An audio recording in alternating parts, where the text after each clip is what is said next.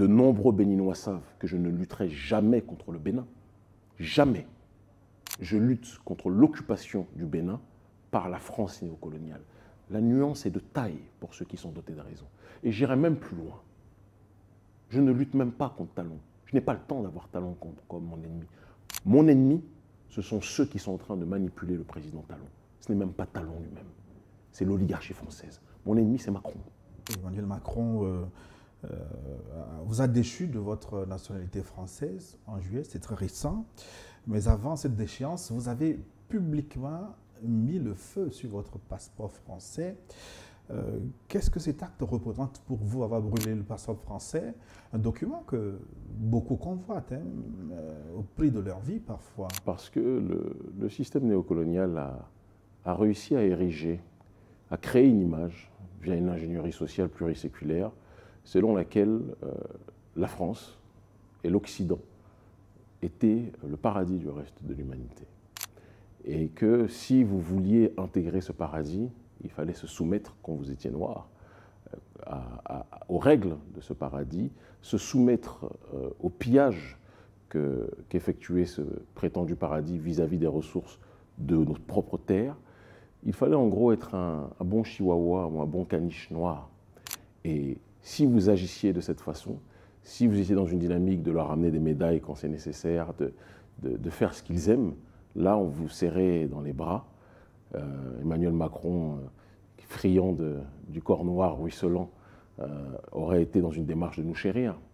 Mais à partir du moment où vous êtes dans une dynamique de dire que le pillage des matières premières de nos peuples, ça suffit. La nécessité pour nos peuples d'accéder à la souveraineté, à l'autodétermination, doit être une priorité. Le fait est qu'aujourd'hui, notre peuple ne veut être soumis à aucune entité. Le narratif d'ailleurs du système néocolonial, c'est de dire que quand on dénonce le néocolonialisme français, ça voudrait dire qu'on est des agents russes. Ils ont dit la même chose avec Lumumba, ils disaient que c'était un agent soviétique. Ils ont dit la même chose au sujet de Mandela en disant que c'était un pro-soviétique. Ils ont dit dans un autre ordre d'idée la même chose du militant diasporique Malcolm X en disant que c'était un militant communiste pro-Union soviétique, alors que notre message est très simple. On dit simplement que nous nous opposons à ceux qui veulent piller nos ressources, quels qu'ils soient, et nous nous allions à ceux qui veulent être dans une dynamique de renverser aussi l'ordre mondial unipolaire dans lequel nous sommes pour contribuer fortement à l'établissement d'un monde multipolaire. Et donc, Emmanuel Macron a cru nécessaire de déchoir la nationalité parce qu'il estime que les Africains n'ont pas le droit de dénoncer le néocolonialisme.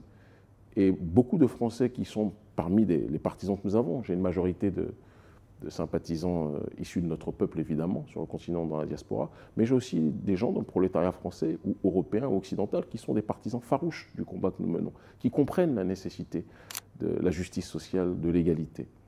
Et beaucoup d'entre eux ont compris que le combat que je mène n'est pas un combat contre les Français ou contre les Occidentaux dans leur globalité, mais contre une oligarchie néolibérale qui asphyxie son propre peuple et qui asphyxie évidemment les peuples du Sud global. Et nous avons décidé, avec les membres de mon staff, de notre organisation, qu'il fallait effectuer un symbole. Un symbole rappelant qu'on ne pouvait pas me menacer et qu'on ne peut plus menacer l'homme noir et la femme noire au XXIe siècle. Je suis né en France, c'est une réalité. Je suis, comme certains le disent, un afrodescendant. J'ai vécu 29 ans de ma vie en France, je ne vais jamais le renier. Et tous les Français ne sont pas Emmanuel Macron, tous les Français ne sont pas le gouvernement français. Il faut qu'on soit clair. Et c'est pour ça que dans nos meetings, il y avait des Français qui venaient aussi. Mais à partir du moment où on me disait on lance une procédure de déchéance de ta nationalité, à partir du moment où tu ne te tiens pas tranquille, j'ai voulu leur adresser un message qui était que vous n'avez pas à me dire si l'homme noir que je suis en ce XXIe siècle doit être tranquille ou pas.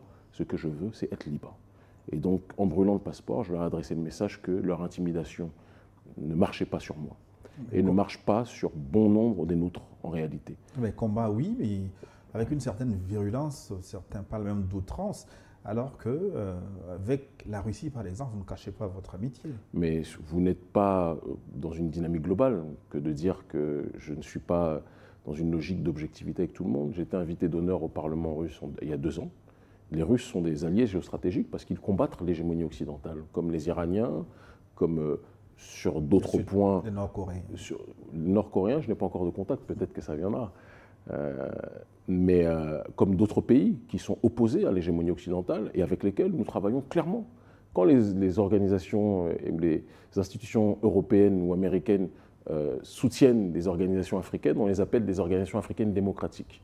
Quand ce sont des organisations panafricanistes qui sont alliées à des nations qui contestent l'hégémonie occidentale, on dit que ce sont des pions des Russes ou des pions des autres. Non. On est dans des logiques de partenariat stratégique.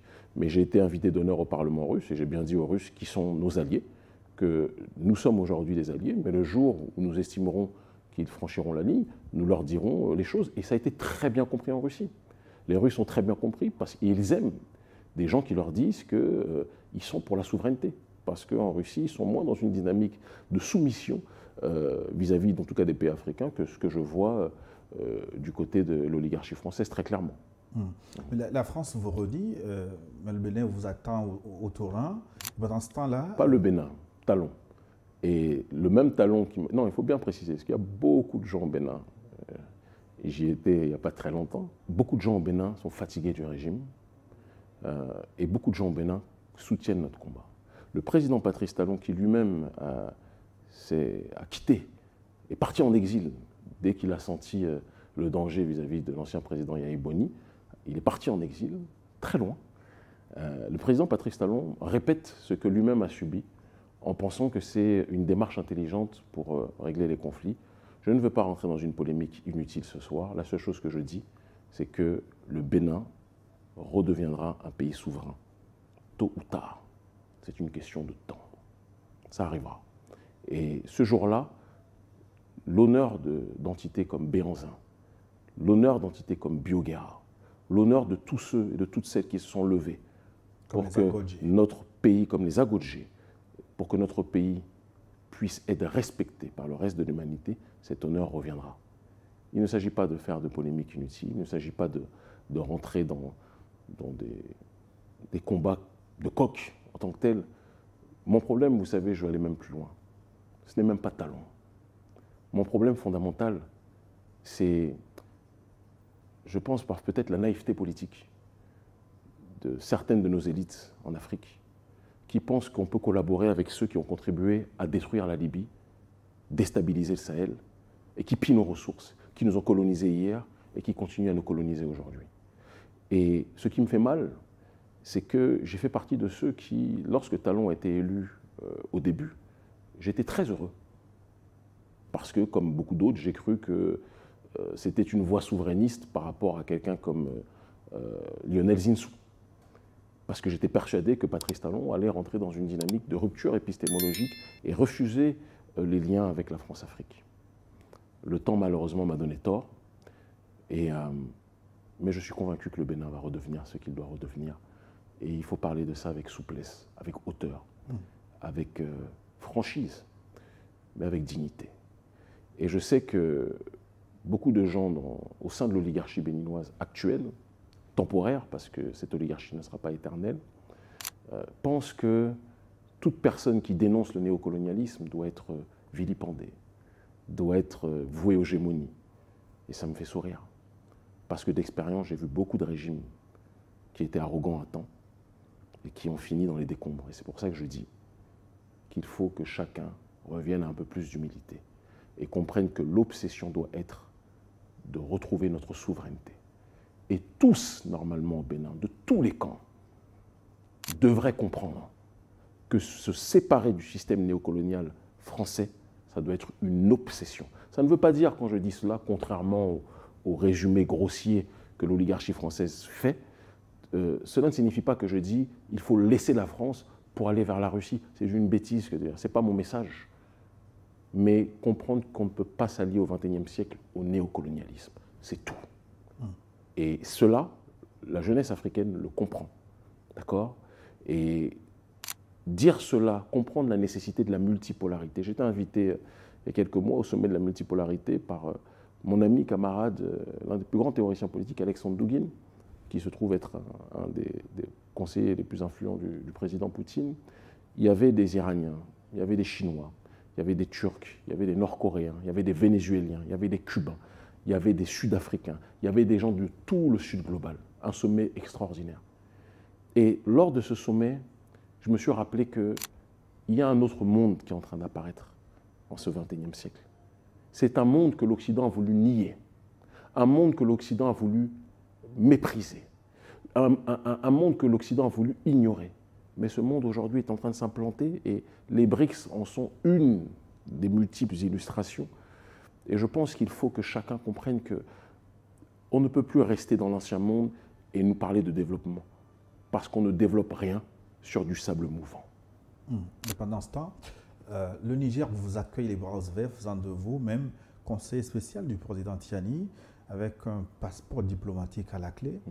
Qu'est-ce que cela signifie pour vous, Kémy Séba? Je n'ai pas de plus grande émotion et je tiens à profiter de cette occasion pour exprimer ma gratitude vis-à-vis d'un aîné que je considère comme un père sur le terrain de la politique institutionnelle.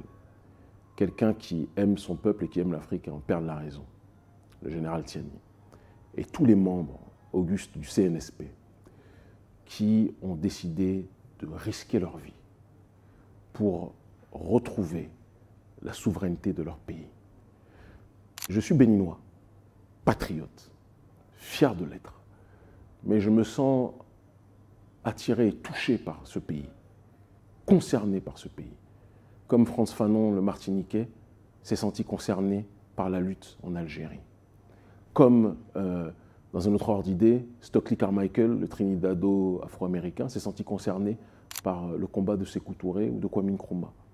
Et comme, dans un autre ordre d'idée, Ernesto Che Guevara s'est senti concerné, lui qui était pourtant argentin, qui était une Argentine qui n'était pas dans la ligne de Cuba, il faut bien le préciser, qui s'est senti concerné par la lutte révolutionnaire de Cuba.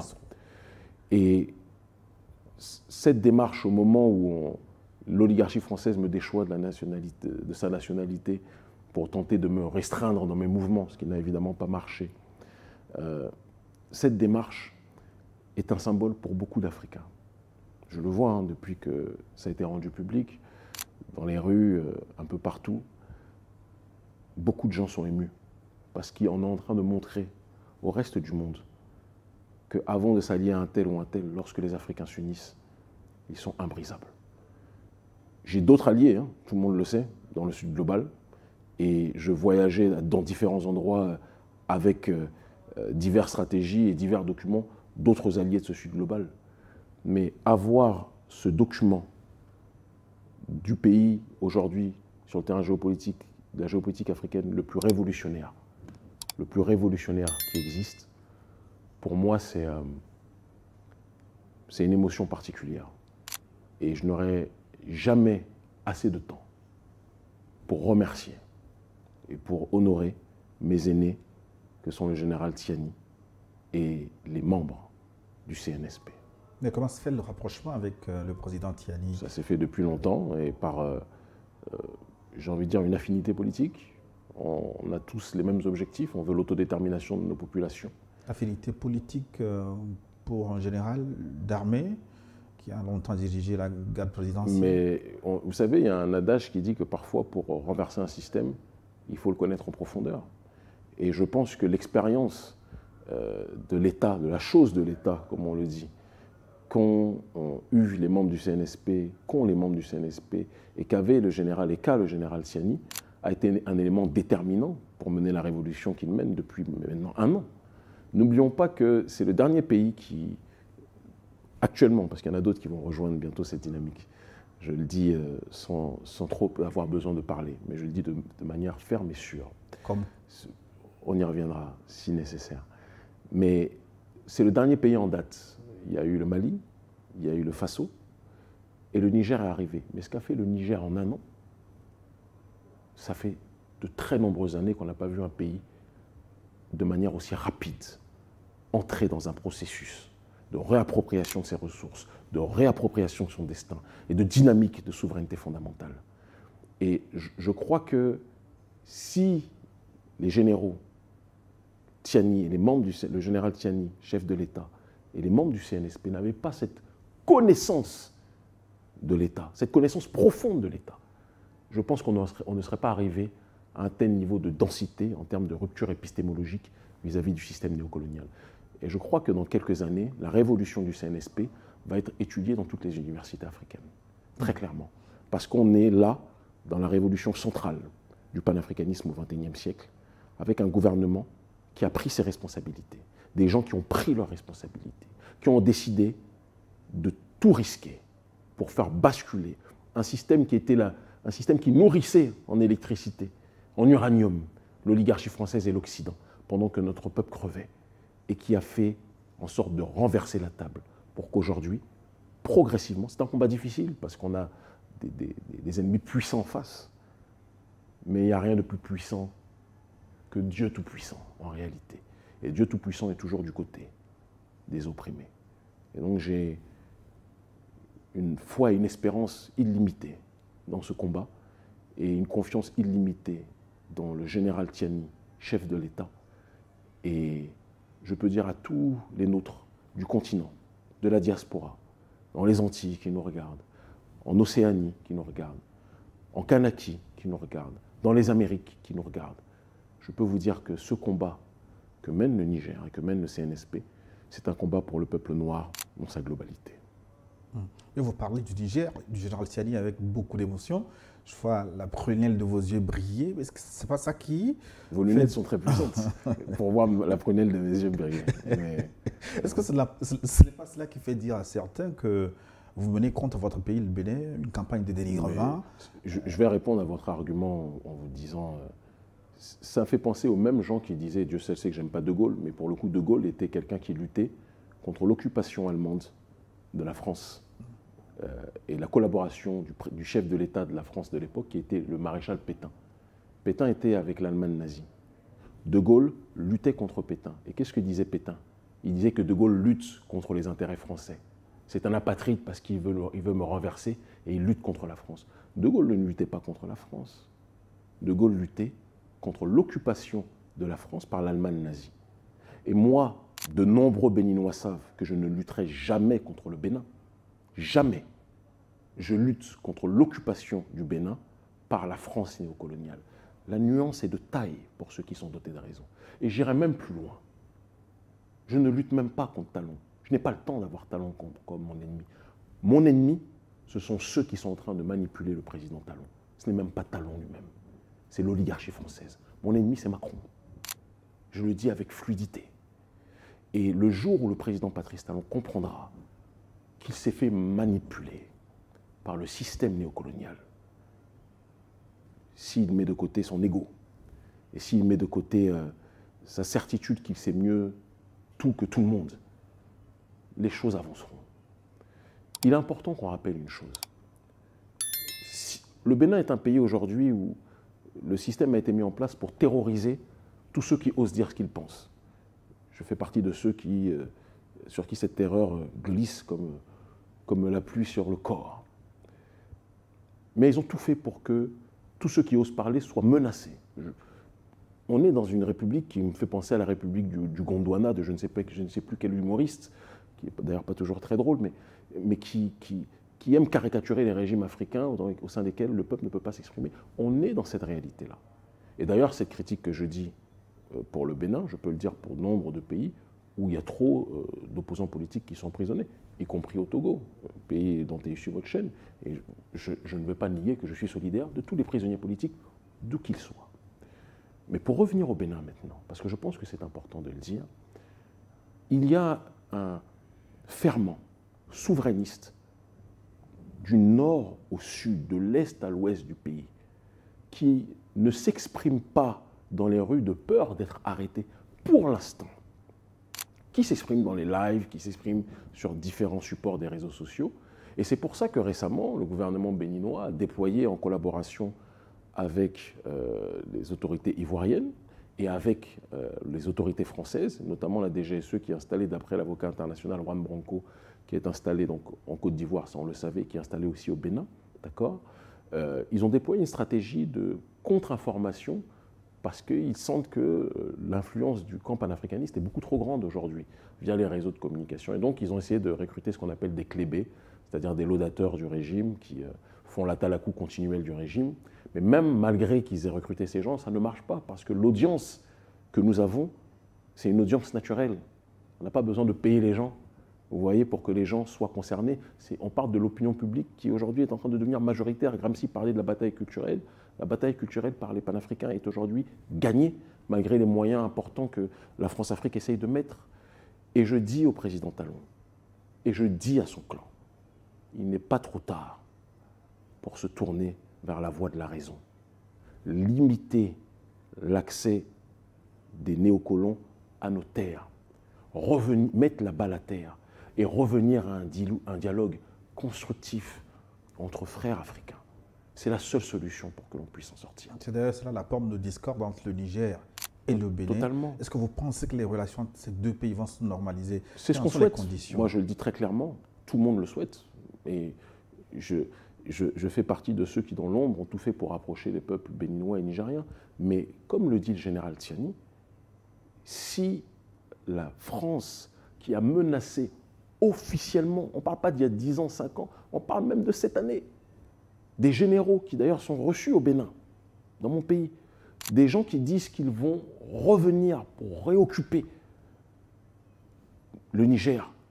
Comment voulez-vous qu'un chef d'État responsable soit sécurisé de se dire que l'armée qui menace de déstabiliser le Niger et de renverser le régime est juste à côté? C'est tout à fait normal qu'il y ait des inquiétudes. Maintenant, le rôle de tout le monde, c'est de faire en sorte de trouver des solutions pour que les peuples puissent se rapprocher et pour que les peuples puissent avancer. Et d'ailleurs, le geste du général Tiani, lorsque il me fait grâce de ce passeport diplomatique en me nommant comme conseiller spécial, le rôle et la logique de ce dernier, c'est de montrer aussi au peuple béninois que le problème qu'a Tiani n'est pas avec le peuple béninois. Et ça ne le sera jamais. Outre le fait qu'en faisant ça, il honore le combat que nous menons, moi et mon équipe et mon staff, depuis 25 ans. Mais il rappelle aussi et surtout aux Béninois que le problème du Niger et des autorités du Niger, du CNSP, ça ne sera jamais le Bénin. Le problème du CNSP, c'est la France-Afrique. Il faut vraiment qu'on se rappelle de cette chose-là. Si on va à gauche, si on va à droite, si on ne parle pas des vrais sujets, on ne pourra pas avancer. Je donne un exemple.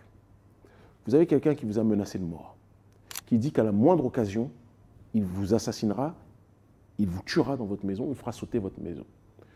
Et vous avez votre voisin qui laisse rentrer, alors qu'il sait très bien que la personne en question vous a menacé de mort, qui laisse rentrer votre voisin, qui laisse rentrer votre ennemi dans sa maison, qui le laisse dormir, et qui sait que cet ennemi-là est dans une logique de tout faire pour déstabiliser votre maison.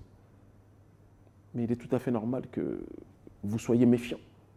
Et donc le but, moi je le dis très clairement, nous travaillons tous de la société civile au niveau institutionnel pour qu'il y ait une logique de fraternité et de rapprochement.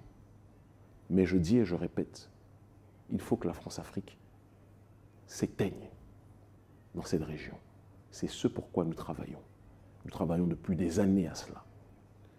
Le narratif négrophobe des médias français est de faire croire que si nous avons réussi à faire reculer la France-Afrique, c'est parce que nous serions des parangons de la Russe-Afrique.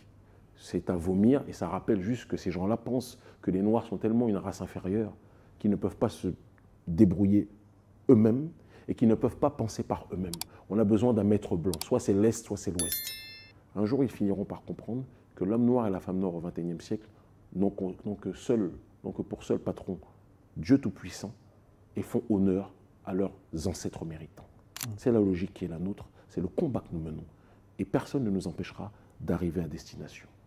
Alors, Kémy Séba, le vent de panafricanisme qui souffle dans l'Alliance des États du Sahel, AES, est-ce que ce vent est durable alors qu'en face, il y a des défis comme les attaques terroristes ou même des manœuvres de déstabilisation de ceux que Ibrahim Traoré appelle les esclaves de maison?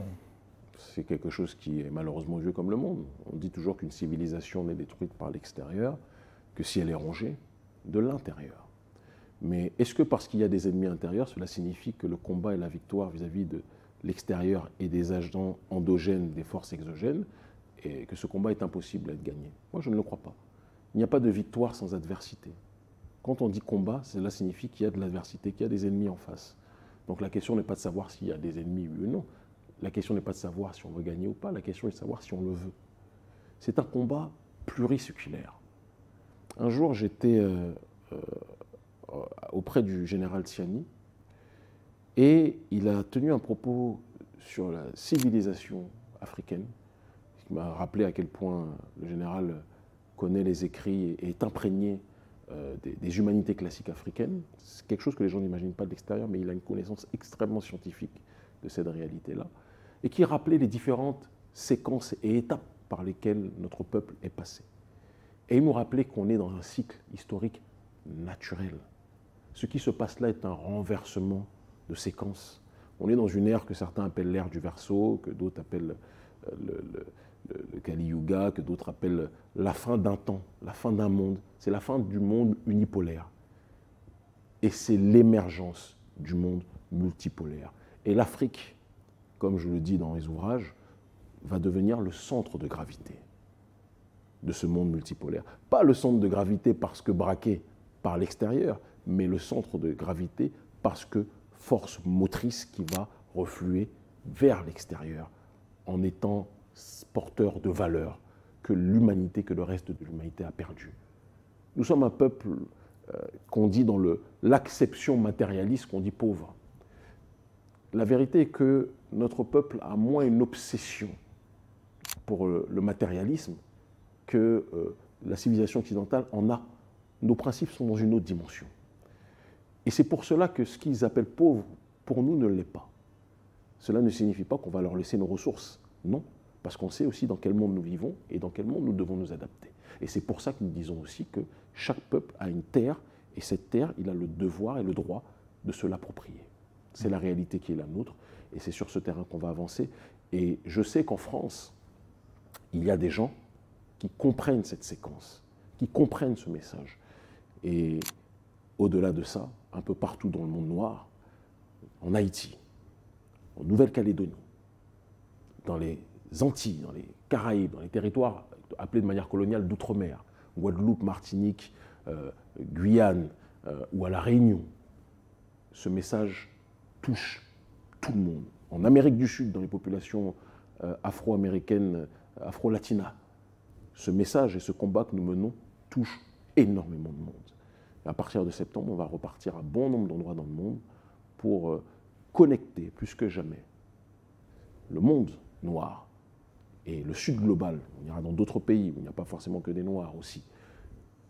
On va connecter ces mondes pour renforcer justement la force de contestation vis-à-vis de l'hégémonie d'Occident. Et donc la fin de l'influence française manifeste au Sahel va-t-elle s'étendre à d'autres pays, Kémy Séba? On y travaille fortement. Mais le dire ici, ça ne serait pas forcément prudent ou intelligent. Mais il y a des pays qui vont, dans les temps à venir, je le dis.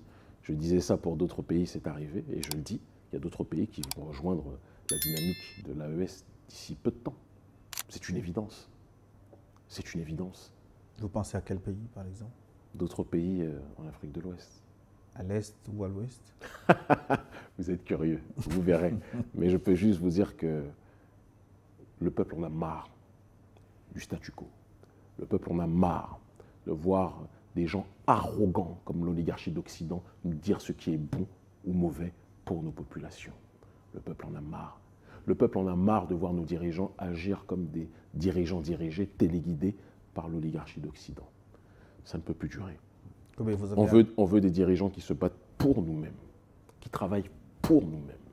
C'est ce que fait le général Tiani, qui se lève en se battant pour nous-mêmes, pour faire avancer les nôtres, non pas dans un logiciel néolibéral en disant...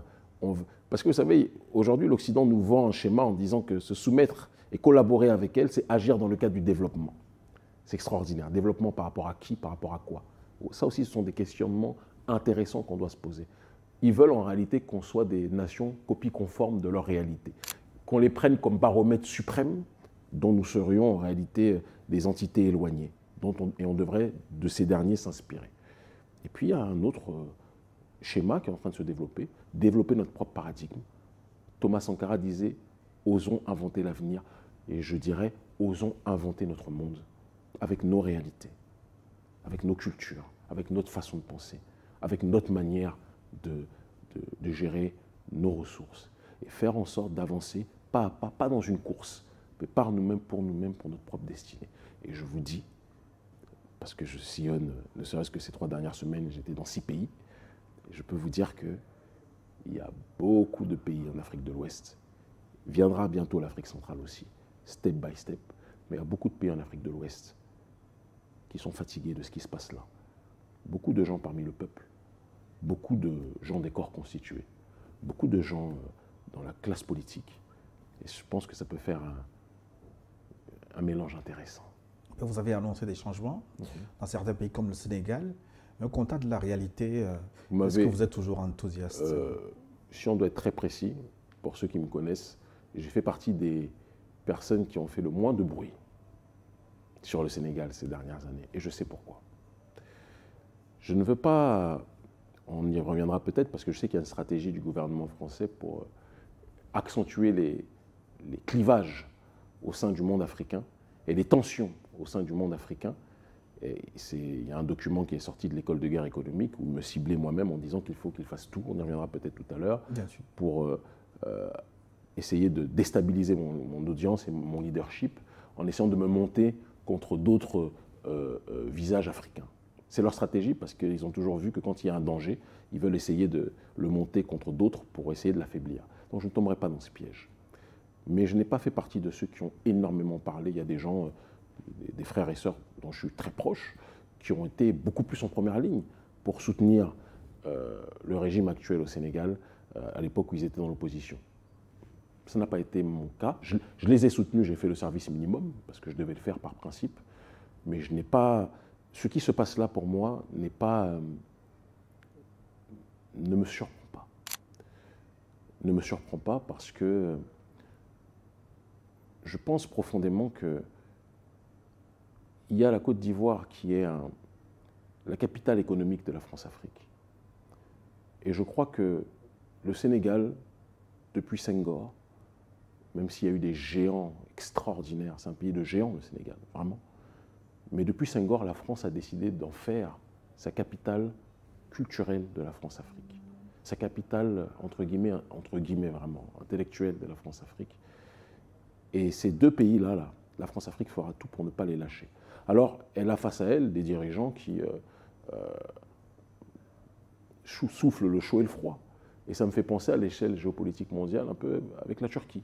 Ça me fait penser à la Turquie, excusez-moi. On a un Erdogan qui un jour est avec l'OTAN, parle avec l'OTAN, et un jour parle avec les ennemis de l'OTAN, avec la Russie.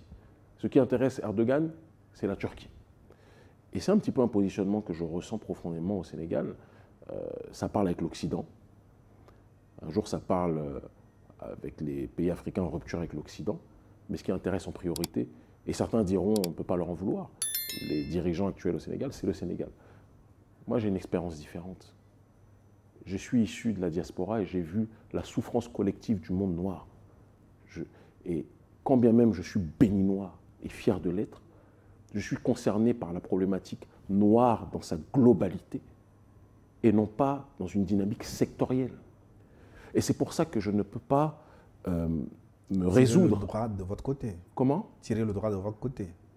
Exact. Je suis obligé de voir ce qui est juste et ce qui ne l'est pas. Je donne un exemple précis. Lorsqu'il y a eu le problème diplomatique entre le Bénin et le Niger, je suis béninois. Mais je sais que nos autorités au Bénin collaborent avec la France-Afrique. Et sous prétexte que je suis béninois, je devais me taire parce que, comme l'ont dit les gens du régime pro-Talon, quand tu es patriote, même si ton gouvernement collabore avec le diable, tu dois soutenir ton gouvernement. Bien, j'ai dit non. Parce que mon vécu est un vécu qui veut libérer le noir, l'homme noir et la femme noire dans sa globalité.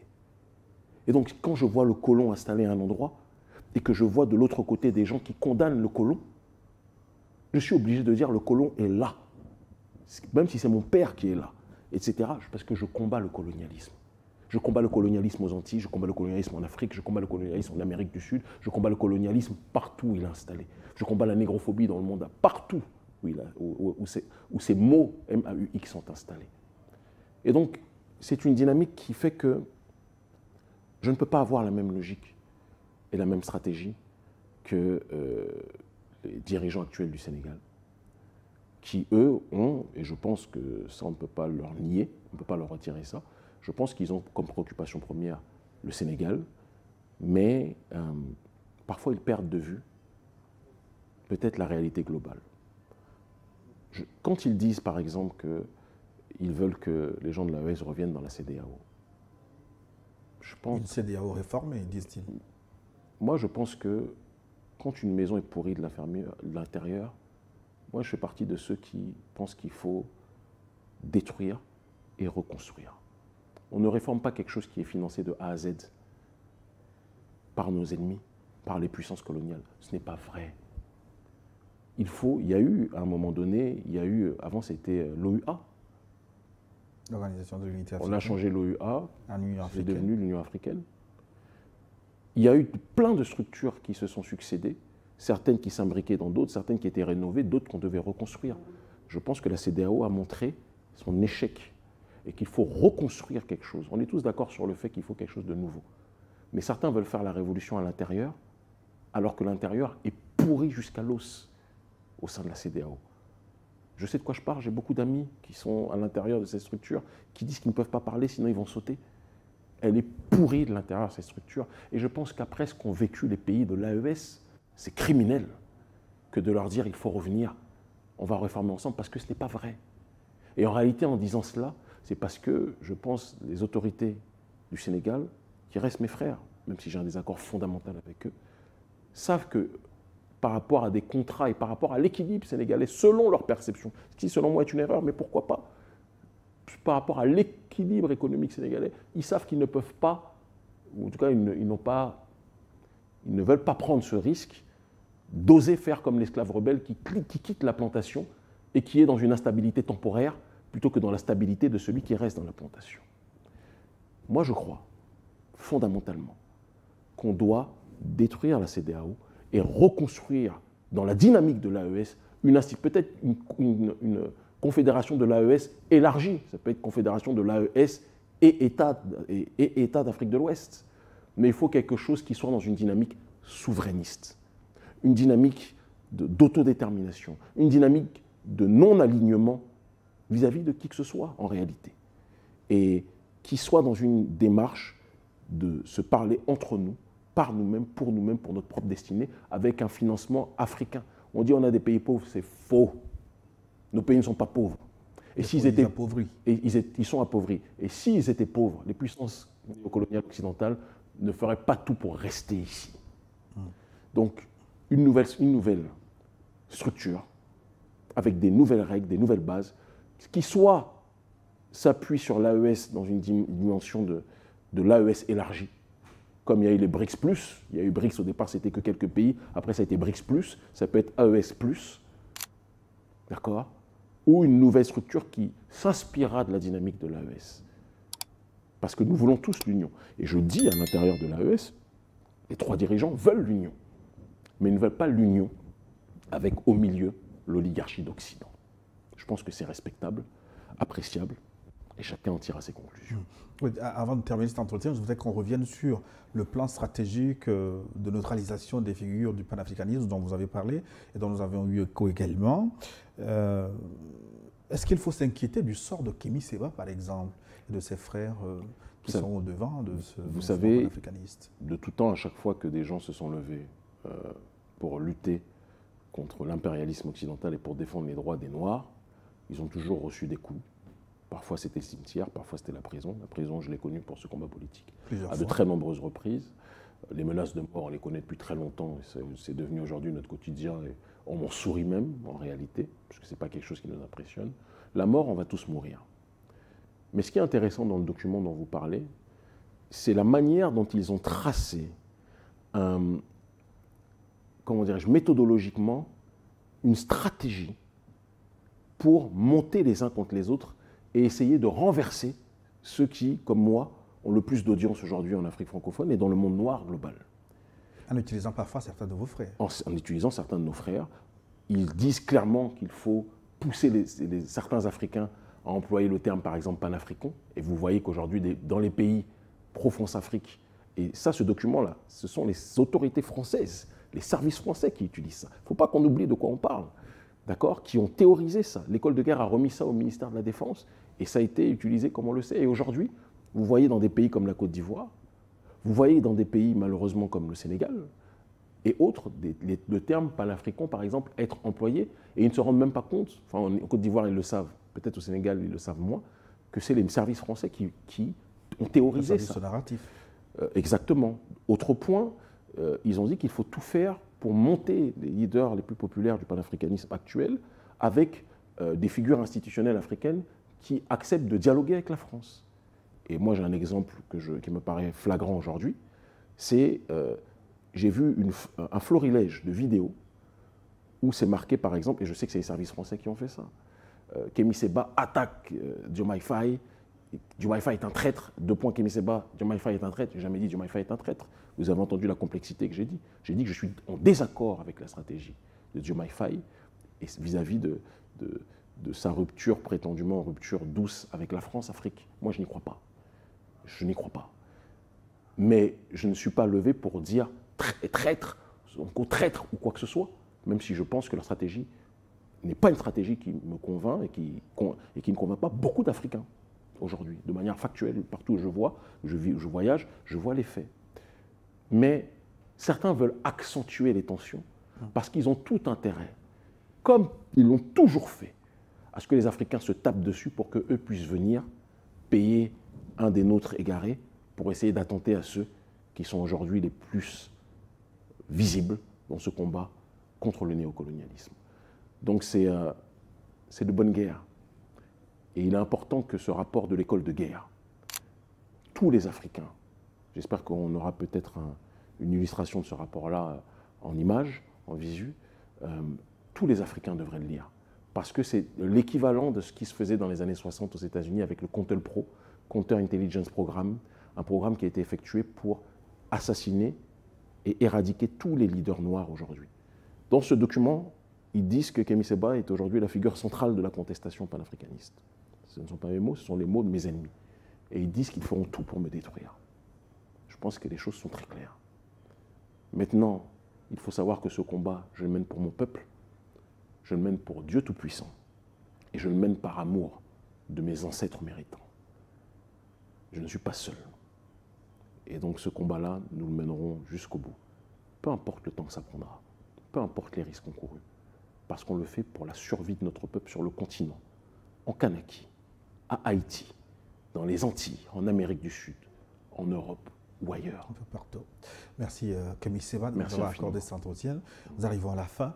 Peut-être très rapidement pour vous, quelles sont les conditions pour le triomphe du panafricanisme dont vous avez toujours rêvé en 30 secondes pour terminer. Que les nôtres comprennent qu'ils sont le centre de gravité de l'humanité, la boussole de l'humanité. Et que, en comptant sur nous-mêmes, c'est la meilleure façon de ne jamais être déçu. Compter sur soi-même, se centrer sur nous-mêmes, avancer nous-mêmes, sans se couper aux autres. Comprendre que quand vous êtes marié à quelqu'un pendant 30 ans, 50 ans, et que cette personne vous batte pendant 45 ans, peut-être qu'il est temps de rompre avec lui et de vous recentrer d'abord sur vous-même et après de vous ouvrir à d'autres partenariats. C'est la logique qui est la nôtre. Nous discutons aujourd'hui avec différentes entités, et là je ne parle pas en tant que conseiller spécial mais du président, mais en tant que président de l'ONG Urgence Panafricaniste. Je suis dans une logique aujourd'hui avec notre organisation. Et on a fait de la métapolitique depuis des années qui ont contribué à faciliter, je pense, l'accentuation du processus de la multipolarité, que ce soit la Russie, l'Iran, la Turquie, Cuba, Venezuela. Il y a une nouvelle dynamique qui est en train de s'opérer.